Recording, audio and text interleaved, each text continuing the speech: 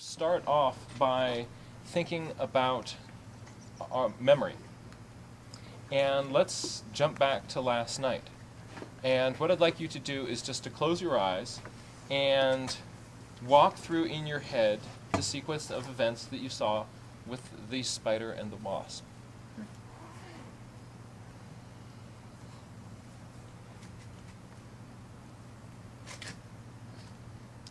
So, open your eyes. How many people can remember that sequence of events rather vividly? Isn't that interesting? All right? Our memories are terrible. Our memories are designed, by design, made to be porous. Right? What your brain is up to is it's trying to assess, is this event that I'm witnessing going to be important for my survival? And if it's not, your brain takes it and puts it in the trash heap. That's what it's designed to do. It's saying, if this isn't essential for my survival, I don't care. I'm not hanging on to this. That's why sometimes events that are emotionally charged, right, those will get locked into our long-term memory because that emotional charge makes your brain think, oh, this is something that is survival related. Right? And so sometimes even emotionally charged events that aren't relevant for your survival, you'll remember where you were, when Kennedy was assassinated or you saw the buildings fall. Right? Because of that emotional charge, it comes back to you vividly. But if you want to get things into your long-term memory without having to have a traumatic emotional event, right, doing what we did last night and what we've been doing when we've been going out into the field with our journals is actually a way of painlessly getting things into long-term memory. And the reason is it's a form of secondary processing. In order to lock things into your brain without a traumatic event, you need to process it through different parts of your brain in different ways. And journaling and sketching and writing is actually an incredibly powerful way of doing that. So when you're out there in the field, you can actually choose what events you want to put into long-term memory. Think of the last vacation you went on, right? There are these moments that you're having out there. This is so amazing. This is so vivid. I'm going to remember this forever. Right? And with a little bit of passage of time, only a shadow of that is left. Right? So here's what Billy Collins says about forgetting.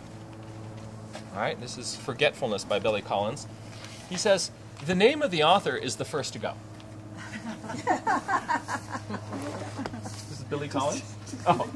Oh, then I'm done. You got me. Good one. The name of the author is the first to go, followed immediately by the title, the plot, the heartbreaking conclusion, the entire novel, which suddenly becomes one you have never read, never even heard of. A little bit too close to home there. As if one by one the memories you used to harbor decided to retire to the southern hemisphere of your brain to a little fishing village where there are no phones. Long ago, you kissed the names of the 9 muses goodbye and watched the quadratic equation pack its bag. Impossible. But for you, it's essential for your survival. And even now, as you memorize the order of the planets, something else is slipping away.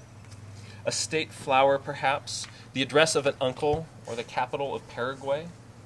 This is too pricey. I don't know. Oh, okay. Whatever it is you are struggling to remember, it is not poised on the tip of your tongue, not even lurking in some obscure corner of your spleen. It has floated away down a dark mythological river whose name begins with an L as far as you can recall. Well on your own way to oblivion, where you will join those who have forgotten how to swim and how to ride a bicycle. No wonder You rise in the middle of the night to look up the date of a famous battle in a book on war. No wonder the moon in the window seems to have drifted out of a love poem that you used to know by heart. No wonder.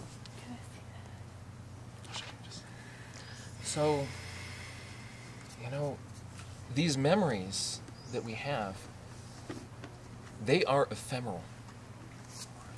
But you can do things to get them locked permanently in your brain as something that you can access. I can walk up to any one of those journals in there and I can open up the journal and I can look at the page, and this flood of memories comes back.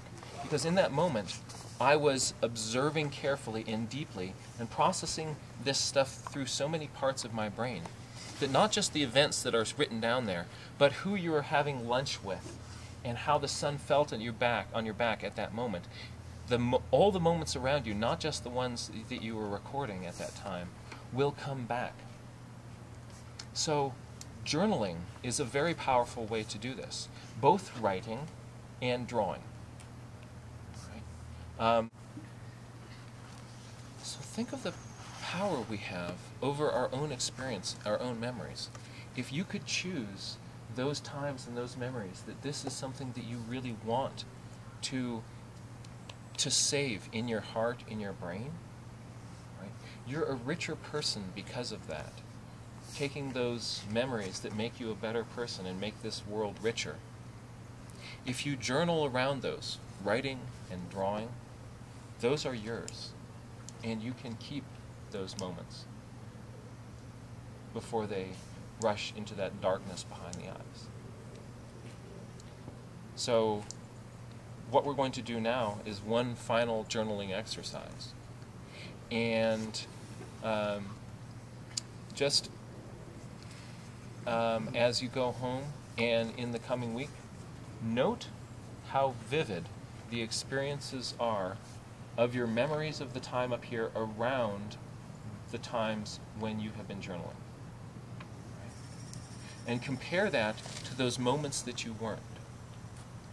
And by this time next week, most of the details of what you were doing when you weren't journaling will have faded away. But again, you can choose those moments and keep them. Right? So this journaling is an incredibly powerful tool for making life richer. And the more experiences you have, the richer the fabric of your life, the better decision maker you are, and the more fun it is to be alive. Right? So let's go on a short walk. Yeah. Just filling in the hole. Filling in the hole. What time is it? 10:10. So the next morning at 10:10, she's facing out of the hole, filling it in. Yeah, Do you think she was racing to get that spider in there before sunset last night?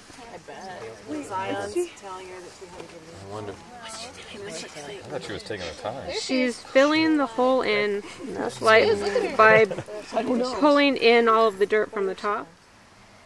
The time is 12 o'clock, Sunday, July 19th, and this is where the spider wasp had made its nest. We know that because we set out the rocks to tell us where it was in the middle, and you can see that she has completely buried it. This is her mound of sand, but it was right here underneath this flower, and now you can see it's gone.